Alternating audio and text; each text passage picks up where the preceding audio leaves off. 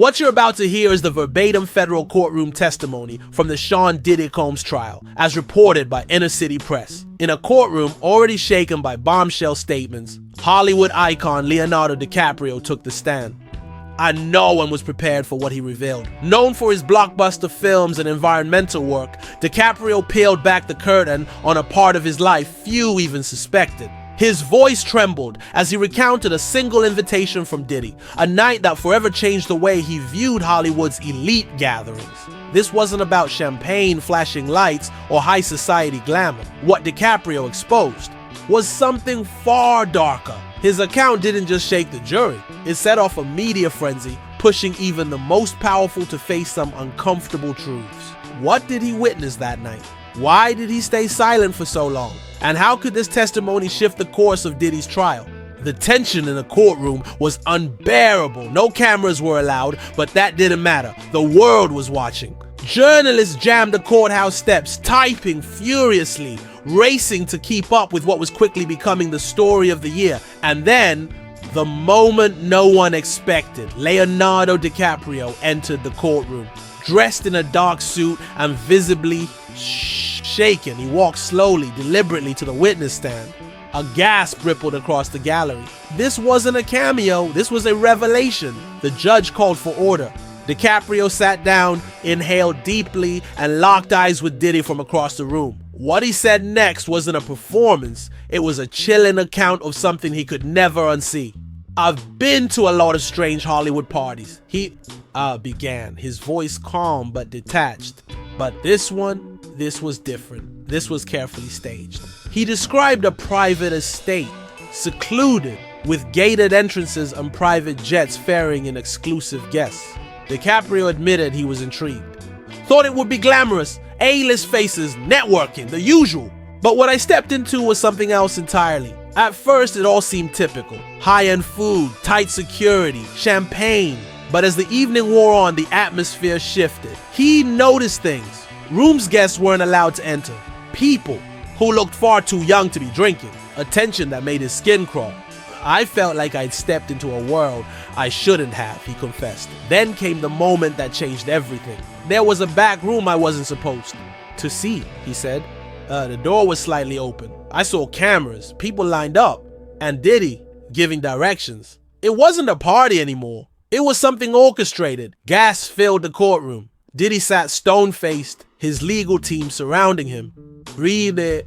Judge called for a short recess, but the damage had been done. DiCaprio's words shattered the mystique around Diddy's inner circle. And this was only the beginning. After the break, Leonardo returned, but this time, he looked even more determined. What he was about to share would thrust him into the center of one of the case's most disturbing moments. "When I saw that back room," he paused, "I wasn't sure if it was illegal, but I knew it wasn't right."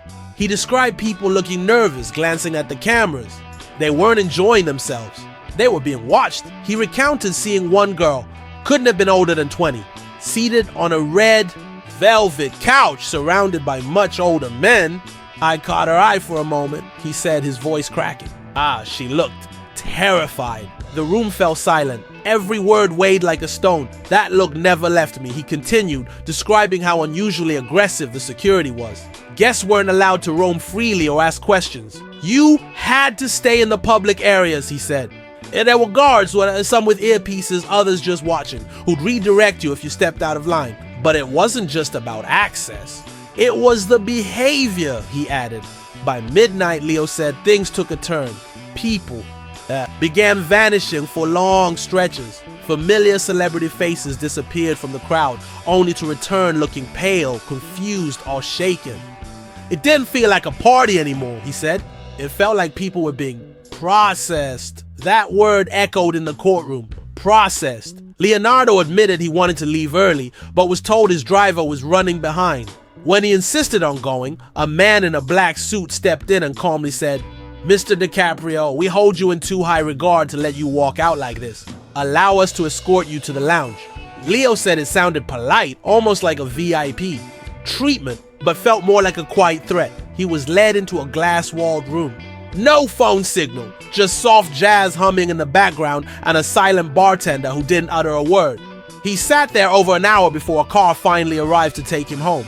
I never told anyone, Leo confessed, because honestly, I didn't think anyone would believe me, but now seeing what's coming out, I had to. The judge gave a slow, serious nod. Diddy's legal team scribbled away like their pens were on fire. What DiCaprio described wasn't just a party, it was a system, a machine, and people were its gears. When asked how Diddy reacted to seeing him that night, Leonardo hesitated, then said, as I was leaving the back area, he caught sight of me, just a glance. But that look, it was like he was filing me away. Not shocked, not angry, calculating. Leo didn't think much of it until weeks later. Suddenly calls, stopped, project stalled. Friends in the industry kept their distance. It felt like something or someone shut doors before I could even knock. He saw other party guests again, at premieres, galas, and said they all had the same haunted, knowing look, like they'd all been marked. Then came the nightmares and the anonymous phone call. You saw too much, the voice said. Let it die, Leo. And then the line went dead. He told no one, not his agent, not even his closest friends, not until now. When asked why he chose to speak out, DiCaprio looked directly at Diddy and said, because no one is untouchable. Not even you. The room was silent, tense. Then came the prosecution's next question. A bombshell. Mr. DiCaprio, did anyone ever tell you what really went on behind those closed doors? He nodded slowly. I didn't want to know, but someone told me anyway. He said a fellow actor, name withheld for safety, pulled him aside days later and warned him. You were lucky to get out early. What happens at those parties isn't about drugs or alcohol. It's about leverage, control, and lists. Leo looked visibly shaken as he spoke. The actor told him there was an actual list of everyone who had ever been filmed or compromised in that mansion. It was currency, DiCaprio explained. Not traded in money, but in silence.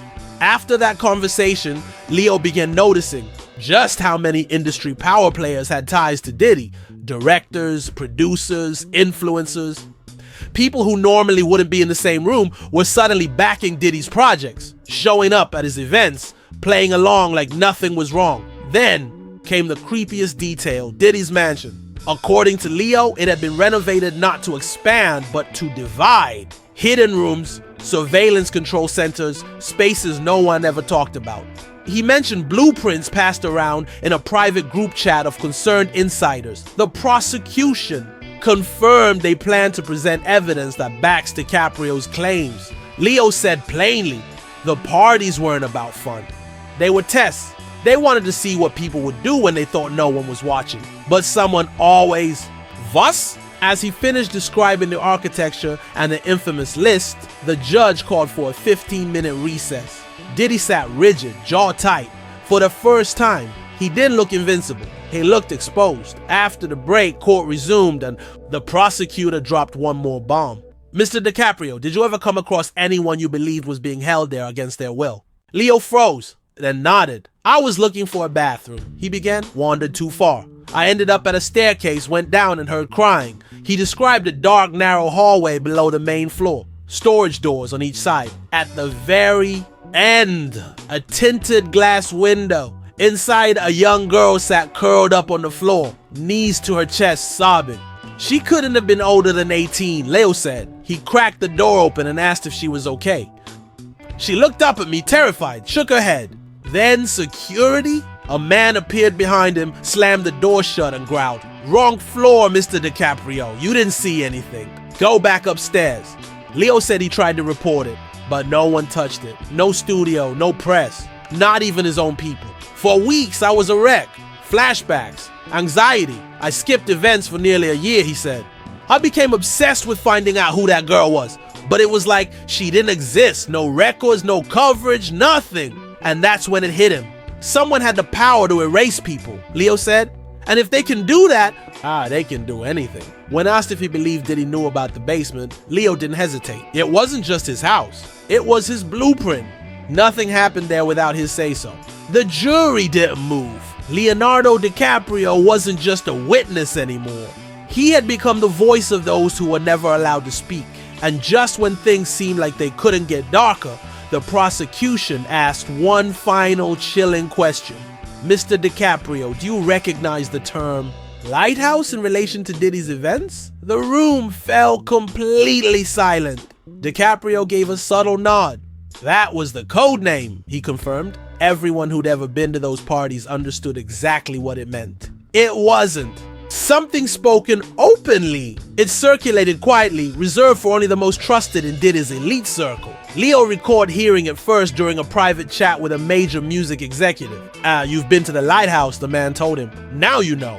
I didn't reply, Leo said, but deep down I did. When asked why it was called that, DiCaprio explained, because from inside you could see everything. And once you did, there was no one seeing it, but what came next no one was prepared for. When asked if he'd ever witnessed Diddy interacting with high-level political figures at those events, DiCaprio took a slow breath, then said a name that shook the courtroom. Barack Obama. Gasps erupted. He clarified, I never saw Obama at Diddy's mansion, but I did see him with Diddy at campaign stops, exclusive fundraisers, intimate after parties. He paused. Once I even saw Diddy discreetly hand an envelope to someone in Obama's team. It was subtle, but intentional. Leo was careful, saying he didn't believe Obama was directly involved in anything illegal. But he added, it's hard to imagine someone at that level never heard the whispers. He recounted a moment in 2016 at an event where someone joked, don't let Diddy bring the Lighthouse to DC.